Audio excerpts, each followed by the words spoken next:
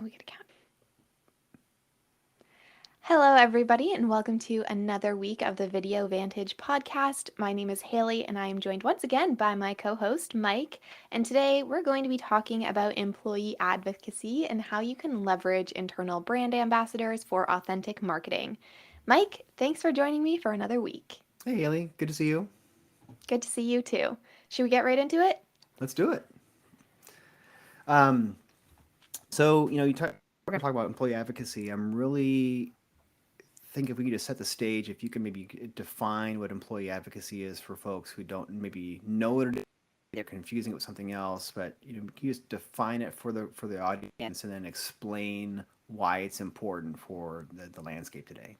Yeah, of course. So it is kind of in the name. Employee advocacy is when your employees are kind of acting as spokespeople or advocates for your business. I feel like a few years ago, that would probably be more prominent at events or trade shows. And now, in a very digital work landscape, it's really shifted to being social media kind of presence and talking about the business on maybe LinkedIn or Twitter or wherever your employees have a social presence. Mm-hmm. And it's really beneficial, I think, for businesses, particularly in recruiting and marketing, because it gives an authentic view into the company. I think every week we talk about vulnerability and authenticity in marketing, and having this kind of unfiltered view from somebody who actually worked on a product talk about it on LinkedIn, or somebody who actually works at the company talk about your hiring process and your culture. It just gives people a more realistic view that's less salesy and less sugar coated. And I think that makes it a way more attractive either sell for recruiting or makes people really want to try your product a lot more. Yeah, I mean, if you had to pick, you listed off some great benefits there. If you had to pick maybe like two or three of the top benefits that you think employee advocacy brings to an organization, what would those be? Yeah, I think recruiting is one of the top ones for sure. A lot of times people will post, again, I think LinkedIn is one of the most popular platforms for this, but they'll post about the fantastic culture initiatives that their company is doing.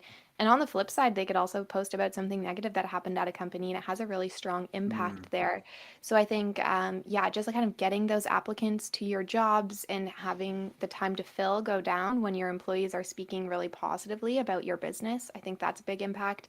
The second area I think for sure would be marketing. Again, people want to hear from other people. They don't want to hear from brands. So if they're hearing about how great your product is from somebody that works there or somebody that's used it, then it makes them more likely to want to try it. I think those yeah. are, I would say, the top two use cases and why it would be beneficial. I am having trouble even kind of coming up with a third that would compete with those two. Do you have any thirds that come to mind? No, I mean, I agree with you. I think the most important thing, or one of the most important things that you can do, as somebody who doesn't work in an organization, if you're like looking to apply somewhere, just like to take the recruiting example that you mentioned first, which I think is a great one. I mean, I haven't looked for a job in a while, fortunately, but I think I do remember like when I started at Biteable, before I started at Biteable, I went and looked and it's like, what are people at Biteable saying, Yeah. about the company? And it's a great thing that I think you can do for an organization. If you like it, advocate for it, right? Yeah. Um, and I think that really does help an organization on the recruiting side. From a marketing perspective, what I have kind of looked up and read and discovered myself is that an obvious candidate for employee advocacy is the CEO, right? And I think that's great. I think CEOs should keep doing that, right? Um, I think Brent, our CEO, does a great job of it himself. Yeah. But I think it's even more powerful when it's not the CEO Agreed. who is promoting an organization and talking about it because it's like, yeah, whether it's the product, whether it's the work they're doing, whether it's their experience, all things add up. And like you mentioned a minute ago, we do keep beating the drum for providing value and being authentic. And when employees are authentic about their brand, I think that is great marketing, for the Yeah, organization because it's not a campaign, it's not like some scripted thing. totally. So those are, I think, two great benefits that I think you mentioned, and I would totally support and agree with you on those two. So I like what you said about like the CEO is obviously a good candidate. And obviously, I think within a company, they probably care the most because they are running the show. So I yeah, think it kind of speaks even more if you have maybe a newer employee or somebody who's just starting in their career and they are just as passionate about either the product or the company culture and they're sharing about it. I think that just weighs so much more on how great that product or culture would be if this person who could really go to any company and work is really raving about where they work and how much they love it. I feel like those words mean a lot more than somebody who's really, really high up. Not that words don't matter, but it's just, it seems more it's authentic, different. less of an agenda. Yeah, it's totally different. And I think to the point of employees talking about how excited they are to work there, I think it's equally powerful when somebody who has been at the organization for a while Yeah, does it. Because totally. there, let's be honest, there is some of that newness to an organization, the excitement when you just start, right? Yeah, you have a honeymoon phase. Exactly. But when you get past that honeymoon phase and you've been there for a while and you get to know each other and you've seen all the bad things that happen behind the scenes or the warts, if you will, right? And you're still willing to be excited about it, that to me says a lot. So, Yeah, absolutely. Kind of yeah. a funny little news story that really fits in well with this that I in coincidentally is Cisco, the technology company, has Hmm. 84,000 employees and they're currently training every single employee in how to be an influencer on social media and how to be brand advocates for Cisco.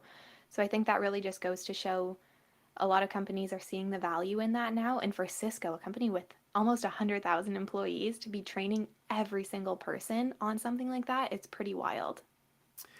So, I mean, like, just taking that to the next step, right? I mean, I'm sure that within that 84 uh, person organization, there are people who naturally feel comfortable advocating, right? Yeah. What do you think an organization should do? What challenge are going to face for somebody who, those people invariably who like aren't comfortable? Maybe they want to do it because they're Yeah. proud of the organization they work for, they're proud of the work they do, and they love the team they're working with. But maybe they're on social, they don't want to get behind a camera or a microphone Yeah. or whatever. How do you? What kind of challenges do you think organizations are going to have with there? Yeah, I think there's a couple for sure. You started off with one is some people just aren't comfortable posting on social media. They'd rather be more private, and I think that's Hmm. totally fine. So I think the first thing that organizations have to start with is they have to be willing to accept that not all 84,000 people that Cisco trains are going to want to post on their social media about working. And I think that's fine. You're giving them the opportunity and then they can choose if they want to do it or not.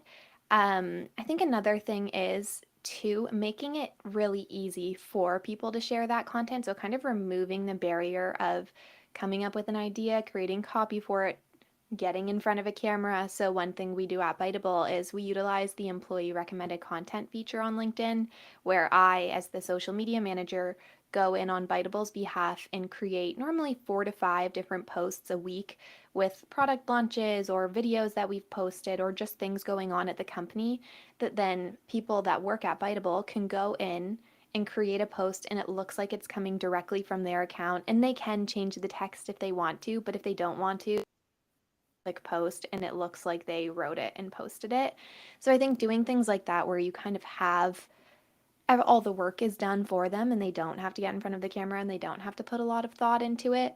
But I do think even in that situation, you will still have people that are naturally more excited about the idea of posting on social Hmm. media and others that aren't, and kind of accepting that as a big step. There's probably ways to gamify it too and maybe incentivize it as well for the people who are maybe like in the middle. They're not super excited about it or they're not totally against it. What we did when we started employee recommended content at Biteable was everybody who shared a post for the first few months was entered into different draws for Amazon gift cards to just kind of like say thank you for doing this because Yeah. it does help the company. So, yeah, I think there's a couple, but I think the biggest challenge will be people who just don't feel comfortable posting on social. I think um, so. I think the ERC or the employee recommended content on LinkedIn is a fantastic way to really like, you know, reduce the friction that employees have to do that. And like you said, I think one of the best ways for people to maybe even develop their own brand on platforms like LinkedIn is to change that, right? And that the description that you provide, I think I always think of it as a prompt, right? Yeah, it's a good starting point. It's a great starting point if I don't want to change it, but if I want to tweak it and add take to it, I think it's a good prompt, and then it helps people build their own brand. So there's something in it for both the employee and the company. It's not just a one-way street that employees have to feel like I'm only helping them. There's nothing in it for me. If there's not a Yeah. contest or whatever, like there is value to you having a voice on the platform. Yeah. So I think that's Yeah, something to think about too. absolutely. I love that. And I like that point. I see a lot of product managers at Bitable will go in and share the employee recommended content, especially around a feature launch that their team worked on. Yeah. And it's so cool when they change the captions on those to provide kind of more context into what it was like to build, maybe some of the blockers that they faced, how long it took their team, things that Hmm. I, as a social media manager, don't really see because I'm not working in the Yeah. product How with them could every you? single Yeah. day. So it's so cool to kind of have that added context and just see their side of it. And like you said, having that presence on LinkedIn, it might seem small, and even if you don't have a lot of followers or connections there, you never know who's going to see your posts and what opportunities it will bring. Obviously, we don't have this program with the intention of people being recruited to work at other companies, but if it's like if it helps them in their career, that's amazing. Yeah. And I think about that is if um, just to continue with the biteable example, if a product manager or a designer starts to get a following, right? Maybe they have a handful of people, but it's a really good quality group.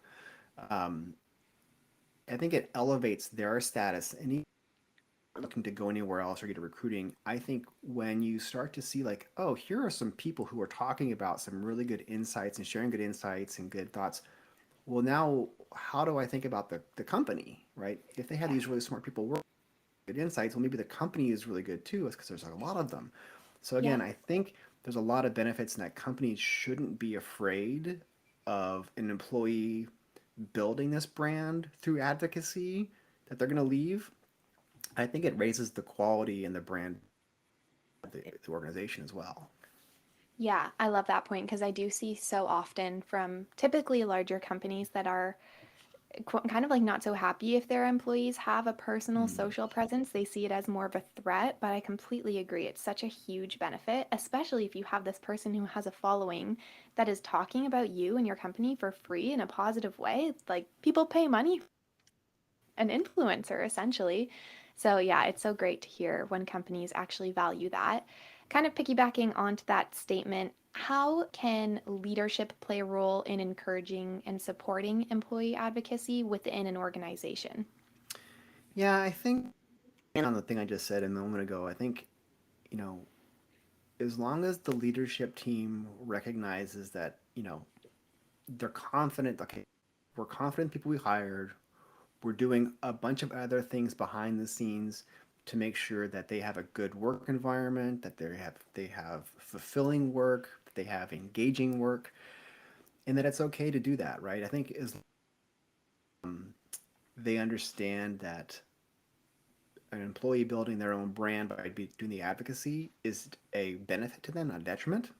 Hmm. I think that's maybe the biggest thing is like make sure that everything else is working within the organization, and then the advocacy will almost just come for free, Yeah, right? And they don't have totally. to worry about that so much. But I think it's less about, in my opinion, it's less about supporting the actual act of the advocacy and supporting the employee themselves, I love that. their work and their everyday. So That's a really great perspective. And we have time for one more question. So, how can organizations ensure that their employee advocacy efforts overall align overall with the broader marketing efforts and brand messaging that a company is trying to portray? yeah, so I think just going back to I think something that you've done really well at Bio is like you're pretty well aligned, to put it lightly.